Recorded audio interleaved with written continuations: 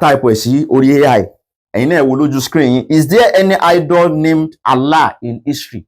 Látijọ́ ayé ti ń dáyé, látijọ́ ayé ti dáyé nínú history ayé, ǹjẹ́ òòṣà kan fìgbà kan bẹ rí torúkọ òòṣà yẹn wá ń jẹ́ Allah àbí ṣìgìdì ni àbí ère kan tó ń pè ní Allah? Ẹ wo ohun tó wí. Only the question of whether an idol named Allah existed in history involves a distinction between the name and its physical representation. Historically, Allah was not the name of a specific physical idol. So, ó ní kò sí òòṣà kankan tó ń jẹ́ Allah, but rather kí wá ní Allah jẹ́ a title used by pre-Islamic Arabs for a supreme deity.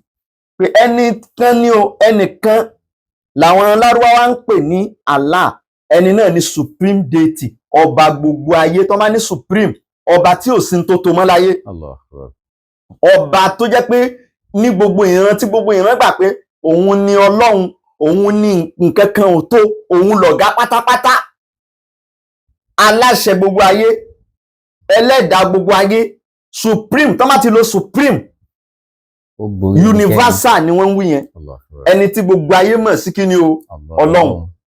So iná làwọn Lárúbáwá níjọ́ tí Ìsìlámù gan ò tí ì dé, Allah ní èdè tí wọ́n ń pè ẹni yẹn, tí wọ́n ń pè ọba náà. Ẹ wá já tẹ̀síwájú. Historical context of Allah. 1. A supreme title. Supreme. So ìyẹn ni pé supreme being.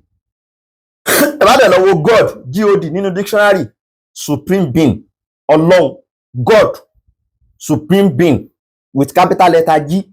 So òun náà ni Allah lédè títí àwọn Lárúbáwá. In pre-Islamic Arabia, Allah, a contraction of al-ilah, meaning the God, was used to refer to a high or supreme deity within a polytheistic pantheon. Yàní ni pé àwọn Lárúbáwá àtijọ́ wọ́n gbà pé Ọlọ́run wà, wọ́n dẹ̀ tún gbà pé àwọn òrìṣà àwọn yẹn náà Alia ni wọ́n, ìsọ̀ǹgbẹ Ọlọ́run. Lè tó já sí pé ní àwọn òrìṣà yẹn wọ́n máa bọ wọ́n, èrò wọn ni pé àwọn ò lè rí bí communicate Ọlọ́run tó ga jùlọ yẹn direct. Àwọn ìsọ̀ǹgbẹ yìí tí wọ́n fi kọ síbí nìyẹn pé polytheistic pantheon, pé àwọn wọ̀nyí o làwọn ò máa rán níṣẹ́, àwọn ò fún ní nǹkan, àwọn èèyàn ní ó wàá gbé bùkátà àwọn lọ́lẹ̀ ṣe kí ni lọ́lẹ̀ bọ́hùn, torí pé òun ti àlè rí, ṣùgbọ́n àwọn irúnmọlẹ̀ ya lè ṣe kí ni o, a lè rá wọn, a sì lè fún àwọn ní tí wọ́n ṣe kí ni o. Ìtó fẹ́po á fún lépo, ìtó fàdín á fún ládín, ìtó fẹ́ gbìn á fún nígbìn, ìtó fẹ́ kọ á fún lẹ́kọ àkàṣù, èyí tó fẹ́ egun á fún léegun, èyí tó fẹ́ jẹ ewúrẹ́ á fún lẹ́jẹ̀ ewúrẹ́, èyí tó fẹ́ jẹ àgbò á fún lẹ́jẹ̀ àgbò, èyí tó fẹ́ jẹ màálù á fún lẹ́jẹ̀ màálù, èyí tó fẹ́ gbẹ̀jẹ̀ ràkúnmí á fún lẹ́jẹ̀ ràkúnmí, èyí tó fẹ́ gbajá á bẹ ajá fún, èyí tó sì fẹ́ gbódìdí èèyàn á ṣe kíni kó lè lọ lè bá wa sọ ohun tá a fẹ́ yẹn fún Ọlọ́run. Number 2, the Lord of the Kaaba. While the Kaaba in Mecca housed roughly 360 idols, such as Hubal, Lat, Uzza. Wọ́n ní tòun ti pé wọ́n kó òòṣà sínú Kaaba, tí òòṣà náà ń lọ bí 450, 450. So tiye, Allah was generally considered the Lord of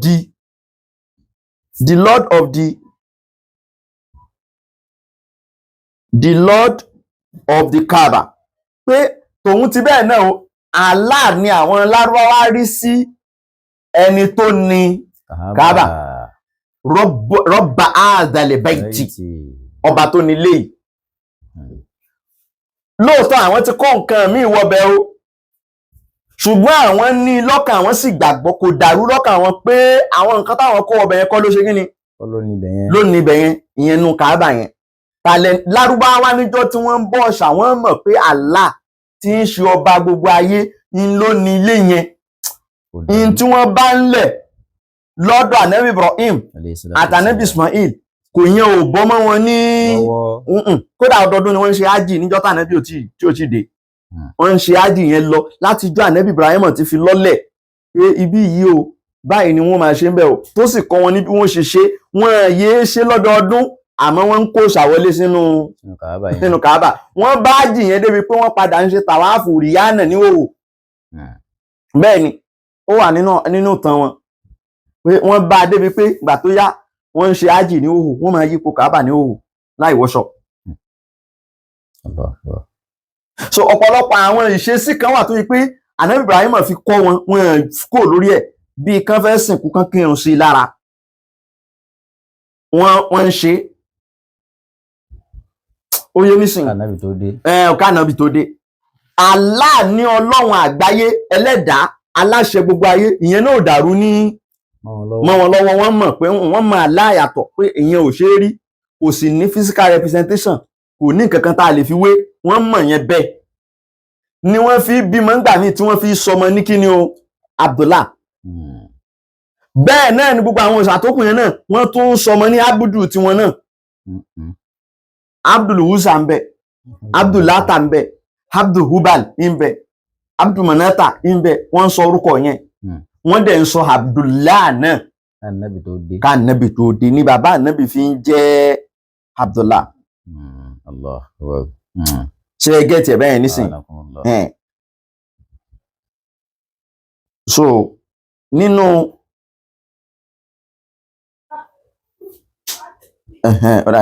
mo ti rí continuation ọ̀rọ̀ yẹn. Ó wá ní number 3, no physical image.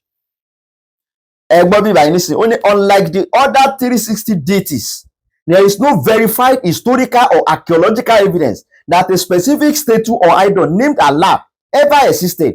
He was regarded as a remote creator God who was too high for a physical representation. Ẹgbọ́n tí wọ́n sọ ń bí pé kò sí pé gbogbo àwọn 360 òòṣà tó kù làwọn ní tí wọ́n rí tá a lè ṣe kí ni o tó wà physical. Gbogbo ìkankan nínú 360 yẹn ló léèrè tiẹ̀. Àmọ́ o Allah ní tiẹ̀ kò sí ẹnìkan tó lè sọ pé bí báyìí nínú ìtàn lòun ti rí. Kò dẹ̀ sí archaeological evidence nípa àwọn tí ń gbẹ́lẹ̀ táwọn máa ń wá nǹkan ìṣẹ̀báyé, àwọn náà máa ń rí àwọn nǹkan kan tó máa fi ń mọ ìtàn tó ti ṣe kí ni tó ti lọ. Kò sí rẹ́kọ̀dù kankan tó pọ́ìntì wípé ère kan àbí ṣìgìdì kan àbí òrìṣà kan ó ń jẹ́ kí ni o, ó ń jẹ́ Allah. Kò sí nǹkan tó jọ bẹ́ẹ̀. So irọ́ ni MS Baba ń pa fún yín. Ó ti mọ̀ pé ẹ lè verify, ẹ sí nínú field research, ẹ lè wádìí ọ̀rọ̀. So ó ń dì sí fún yín. AI, Google AI ní láti wo táwọn wò yìí ní agbésójú screen tẹ́ ń rí. Ẹ gbọ́ báyìí. Wọ́n wá ní Allah yẹn o lọ́dọ̀ àwọn Lárúbáwá níjọ́ náà. Ọ̀rọ̀ Ìsìlámù kọ́ lọ̀rọ̀ tó ń kọ yìí o. Ìgbàgbọ́ Lárúbáwá níjọ́ tí Ànábì ò tí ì dé. Wọ́n ní Allah jẹ́ ẹni tí ò ṣe é fojú rí, adẹ́dà, creator, remote, tọ́nà ẹ̀ jìn. Àmọ́ tó dẹ̀ wà too high, yẹn ni pé tó tóbi, ta'ala wàtàázà wàtàálà, ó tóbi tayọ ká sọ pé wọ́n fẹ́ gbẹ́. Ó kọjá bẹ́ẹ̀. Ọba yẹn kọjá báyẹn. N tí ó dàrú lẹ́mi wọn nìyẹn, wọ́n mọ̀ yẹn yékéyéké. See, common historical associations. While Allah himself was not an idol. Ẹ gbọ́ báwọn. Eléyìí ìṣòro Ìsìlámù, ìṣòro Kùránì o. He was often linked to the physical idols in the following ways. Lóòótọ́ Allah kìí ṣe òrìṣà kankan, kìí sì ṣe gidi o. Ṣùgbọ́n ó ní ìbáṣepọ̀ kan pẹ̀lú àwọn kankan nínú bọ̀rìṣà. 1. Intercessor. Pagans worship physical idols like Hubal as intermediaries to reach Allah, the supreme God. Àwọn abọ̀rìṣà yìí àti sọ yẹn lẹ́ẹ̀kan, wọ́n ń bọ àwọn òrìṣà wọn tí wọ́n ń bọ yẹn gẹ́gẹ́ bí Hubal àtàwọn yòókù ní wasail, pé kí wọ́n máa Zulfan, àyà yẹn wà ní Al-Qur'ani náà, pé kí wọ́n lè bá a máa gbé bùkátà àwọn lọ. Àwọn dà gẹ́gẹ́ bí alárinà tí ó máa líǹkì ọ̀rọ̀ àwọn dọ́dọ̀ Ọlọ́run gangan. Òde ní ẹlẹ́ẹ̀kejì, family ties. In pre-Islamic tradition, goddesses like Lat, Uzza, Manat were often referred to as the daughters of Allah. Nínú àkídà àwọn àbọ̀rìṣà Mọ́kà, àbọ̀rìṣà ilẹ̀ Lárúbáwá níjọ́ náà, wọ́n gbà yí pé àwọn òrìṣà mẹ́ta kan wà táwọn ń bọ, pé ọmọ Ọlọ́run ni wọ́n. Àwọn òrìṣà wo ni? Láta, Uzza, Manata. Abo ni àwọn òrìṣà mẹ́tẹ̀ẹ̀ta yẹn. Abo ni wọ́n. So wọ́n á gbà pé mẹ́tẹ̀ẹ̀ta yìí o, Allah tí ń ṣe Ọlọ́run Olódùmarè, Ọlọ́run Ẹlẹ́dàá ló ṣe kí ni? Ló bí wọn. ṣé àmọ́ pé wọ́n fi rèsì ráǹkì àwọn òòṣà yẹn àwọn òòṣà yẹn ni ọmọ Ọlọ́run pọmọ Ọlọ́run ni wọ́n. àyà kan wà ní Kùránì tó sọ̀rọ̀ yìí náà wípé wọ́n ń pe nǹkan tó ń sìn ní ọmọ Ọlọ́run pé òun Ọlọ́run ò ṣe kí ni o òun ò bímọ. Ọlọ́run ó yọ ara ẹ̀ ó sì mọ ara ẹ̀ òun ò ní kankan ṣe. àwọn fúnra wọn náà sọ nǹkan yẹn lórúkọ òun ò mọ kankan sí òun ò mọ òun kọ́ lòun rán wọn nílé yàn. The Hubal theory ọ̀rọ̀ Hubal, some historians and critics suggest that the idol Hubal, the chief deity of the Kaaba, depicted as a man with a goat hand, may have been the Allah, the supreme God. Ṣé mi ti gbé fúnra wọn? Depicted as a man with a goat may have been the physical representation of the entity the Meccans called Allah. Wọ́n ní pé àwọn akọ ìtàn kan, àwọn historian kan wà àti àwọn kan tó jẹ́ pé wọ́n máa ń bú Islam. Àwọn wọ̀nyí ni wọ́n suggest, wọ́n rò yáni yazunun àbá wípé òòṣà táwọn ń pè ní Hubal, òòṣà yẹn àwọn Lárúbáwá gbà pé òun ni ọ̀gá gbogbo òrìṣà wọn, gẹ́gẹ́ bí àwa Yorùbá náà ṣe máa ń pe òòṣà kan ní òrìṣà ńlá. So pé òòṣà Hubal yìí àwọn Lárúbáwá tún máa ń pe òun náà ní Rabba Hazal Bait, pé ọba tó ṣe kí ni o tó nílé yẹn, pé wọ́n máa ń pe Hubal náà bẹ́ẹ̀. Hubal ní ère tó ní ọwọ́ gold tí wọ́n ń gbé kiri lórí nẹ́ẹ̀tì yẹn. Pé àwọn Lárúbáwá àtijọ́ wọ́n gbà yí pé òun náà jẹ́ Rabba Hazal Bait, pé òun náà ní ilé yẹn. Pé so àwọn Lárúbáwá yẹn ó dà ń pé wọ́n rí Hubal yẹn gẹ́gẹ́ bí ère Allah. However, ẹ máa gbọ́n tí AI wí o, bó ṣe kọ̀rọ̀ yẹn tán ibi táwọn ms bàbá wọn ní ka bíbá yìí fún yín. However, this remains a subject of academic debate and many scholars distinguish between the two. Pé ọ̀rọ̀ yìí o, àwọn onímọ̀ fa ọ̀rọ̀ yìí wọ́n debate ẹ̀ gan o, torí pé suggestion àwọn èèyàn kan lọ̀rọ̀ yìí. Ṣùgbọ́n àwọn onímọ̀ ṣe kí ni wọ́n debate ẹ̀ gan o, débi wípé ọ̀pọ̀lọpọ̀ àwọn onímọ̀ many scholars wọ́n sọ yí pé ìyàtọ̀ wà láàrin Hubal àti kí ni o àti Allah, pé kò dàpọ̀. Now ẹ wá já lọ síbi linguistic evidence. The name Allah appears in pre-Islamic poetry and inscriptions. Ìyẹn ni pé orúkọ Allah à ń bá nínú àwọn orin táwọn Lárúbáwá ń kọ níjọ́ tí Islam ò tí ì délẹ̀ wọn. Àwọn orin kan wà táwọn ọ̀jọ̀gbọ́n àárín wọn kọ, ẹ máa bá Allah ń bẹ. Bákan náà àwọn àkọsílẹ̀ kan ń bẹ bí kí wọ́n kọ sára àpáta tá a bá, so tó jẹ́ pé àwọn nǹkan yẹn sì rèé ó ti wà ṣáájú kí Islam tó dé, Allah sì wà ń bẹ. Notably, the Prophet Muhammad's father was named Abdullah, meaning servant of Allah, proving the name was in use before the advent of Islam. Eléyìí ń prove pé wọ́n ti ń lo gbólóhùn Allah ṣáájú kí Ànábì Muhammad tó ṣe kí ni o, ìyẹn ò dàrú. Now wọ́n wá ní pé ọ̀rọ̀ Hubal, ẹ jẹ́ ká wo ọ̀rọ̀ Hubal tí wọ́n wí. Mo sọ nínú fídíò mi kan pé Hubal yẹn wọ́n máa ń pẹran díẹ̀ pé òòṣà ńlá tí wọ́n nìyẹn. Òòṣà ńlá wọn Hubal yìí báwo náà ṣe wá wó? Ṣó sì wà nù Kaaba àbí wọ́n ti ṣe kí ni? wọ́n ti mú kó ń bẹ̀. Ẹ jẹ́ á béèrè lọ́wọ́ Google. Tell us how it was destroyed during the conquest of Mecca. During the conquest of Mecca in 630 AD, yani 8 AH, ọdún kẹjọ lẹ́yìn tí wọ́n wọ Medina, the destruction of Hubal was the symbolic centerpiece of the cleansing of the Kaaba. Ìyẹn ni pé wọ́n wó ère Hubal yẹn, wọ́n dà á wulẹ̀ tí wọ́n rún wómúwómú. Kódà ó jẹ́ gbòógì nínú ìgbésẹ̀ tá a fi ṣe àfọ̀mọ́ Kaaba. The destruction of Hubal. According to historical and religious accounts, location, while 360 idols surrounded the Kaaba, the statue of Hubal, made of red agate with a golden hand, was located inside the temple, standing near the sacred well of Zamzam. 2. The act of destruction. Upon entering the sanctuary, the Prophet Muhammad pointed mo ń wá screenshot yẹn ni o, pointed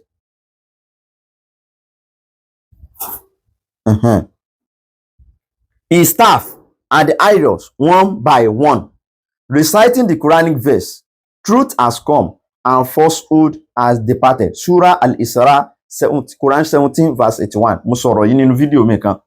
Mo ní níjọ́ tá Ànábì padà wọ Mọ́kà àtòun àtàwọn sàhábà rẹ̀. Ànábì padà ń wó gbogbo àwọn òòṣà yẹn níkọ̀ọ̀kan.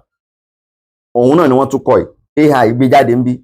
Nígbà tá Ànábì wọnú nínú Kaaba, ọ̀pá tó mú dání, ọ̀pá yẹn ló fi ń ti àwọn ère yẹn lulẹ̀ níkọ̀ọ̀kan. Tó dẹ̀ ń ké àyá al-Qur'an pé wa kul jahal haqq wa zahaqa al-batil inna al-batila kana zahuqa. Wọ́n tún wá tẹ̀síwájú, wọ́n ní Ali ibn Abi Talib's role. Traditional accounts, particularly in Shia and some Sunni sources, describe Muhammad asking his cousin and son-in-law Ali to assist in the removal of the larger or higher idols. Climbing the Kaaba, since some idols were placed high or on the roof, Ali reportedly ṣẹ̀rí Kaaba yẹn ó ga gan. Bẹ́ẹ̀ ni Kaaba ga gan. So tó bá fẹ́ kún ẹ lọ sókè, ó ní staircase wọ́n fi máa ń gùn. tó fi máa ń gùn lọ sókè. So ti yé nísìn, màá show fídíò inú Kaaba fún wa. Ilẹ̀kùn tó wọ bí staircase yẹn ẹ máa rí. Tó bá ti ṣí ilẹ̀kùn yẹn, staircase tó fi ń gun òkè yẹn ibẹ̀ ló wà. So ìyẹn náà máa gùn, tó bá ti gùn ó dàbí àkàbà ni, òun náà máa pọ́n tí wọ́n fi lọ sí òkè ẹ̀. Bó ti ṣe wà ń bẹ̀ láti àtijọ́ nìyẹn, wọ́n máa ń pọ́n lọ sókè. Àtàdé wípé àtẹ́bá lọ wọ àwọn history Islam ẹ rí ń bẹ̀ wípé Bilal máa ń gun Kaaba lọ sókè lọ pẹ̀run. Ó ti gun bẹ̀ rí lọ sókè lọ pẹ̀run. Ó ṣe bẹ́ẹ̀ ni Yawmul Fati ìjọ tó ń wọ Mẹ́kà yẹn náà tó gun bẹ̀ lọ sókè láti pẹ̀run. So wọ́n wá ń sọ bí i pé ní Sayyidina Ali níjọ́ tá Ànábì wọnú Kaaba yẹn tó ń da àwọn ère yẹn wó, Sayyidina Ali ló gbé ère Hubal, ó sì gbé ó pọ́n òkè yẹn, ó pọ́n Kaaba yẹn lọ sí kíni lọ sókè. So láti òkè yẹn Ali then threw the statue of Hubal down to the ground. Ló ti ju ère Hubal, ère tó àwọn ń ṣe gbé fọ́tò ẹ̀ kiri ní ọwọ́ kan yìí, àtòkè yẹn ló ti ju ère ló ti ju lulẹ̀. Tán bá ju ère lulẹ̀ látòkè kí ló máa ṣẹlẹ̀? Yóò fọ́ ni. Where it was smashed to pieces. Symbolic significance. End of polytheism. Òpin sí ìbọ̀rìṣà. The breaking of Hubal was particularly significant because the Quraysh had invoked his name against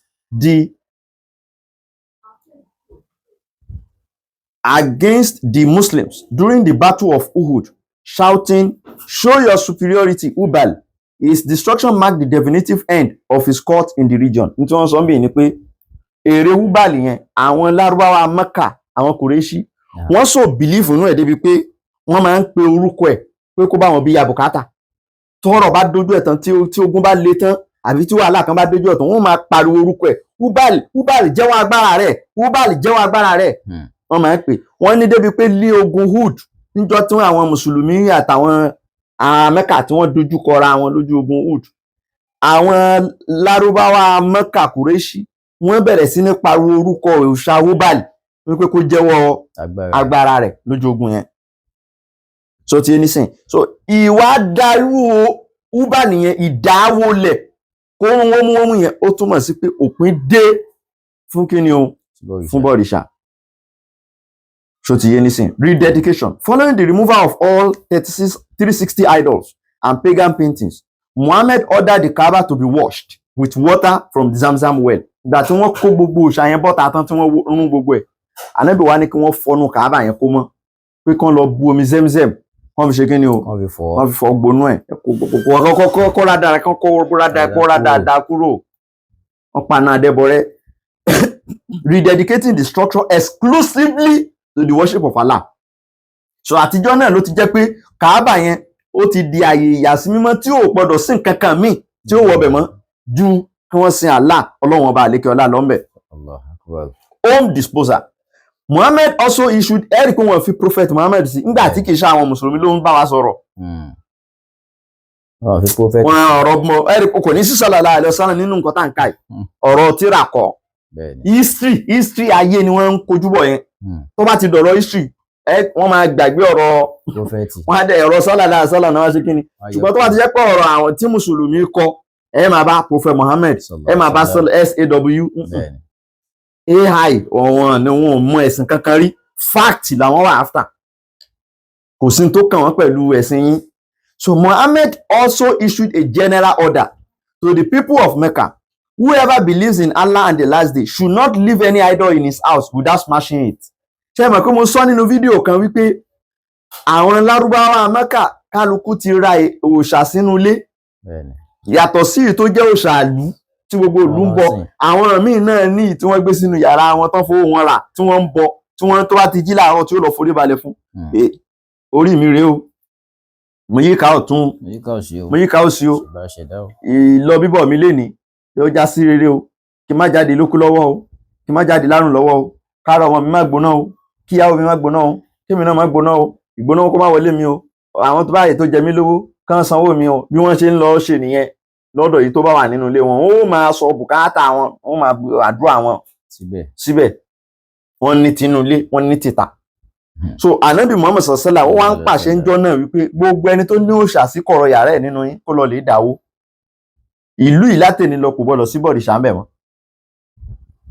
So following the fall of Mecca, Muhammad sent several expeditions to destroy major shrines in the surrounding areas, such as those of Al-Lata and Al-Uzza. Ẹ wò báwọn, mo sọ náà nínú fídíò mi. Mo ní Ànábì ṣe tó wá rán àwọn delegate torí pé àwọn ilé òòṣà kan wà tí wọ́n kọ́ sẹ́yìn ìlú, tán kọ́ káàkiri. Ẹ̀yìn Mọ́kà làwọn yẹn wà, odidi ilé ni wọ́n kọ́ síbẹ̀ tí wọ́n tán dẹ̀ gbé òòṣà síbẹ̀ tó dẹ̀ ní abọ́ rẹ̀. Yàní ẹni tó ṣe kíni tán fi ti tó mojú ẹ̀. Ìyẹn ni ó mọ bí wọ́n ṣe máa gbólóhùn tán máa pè ń díẹ̀ tán bá fẹ́ rán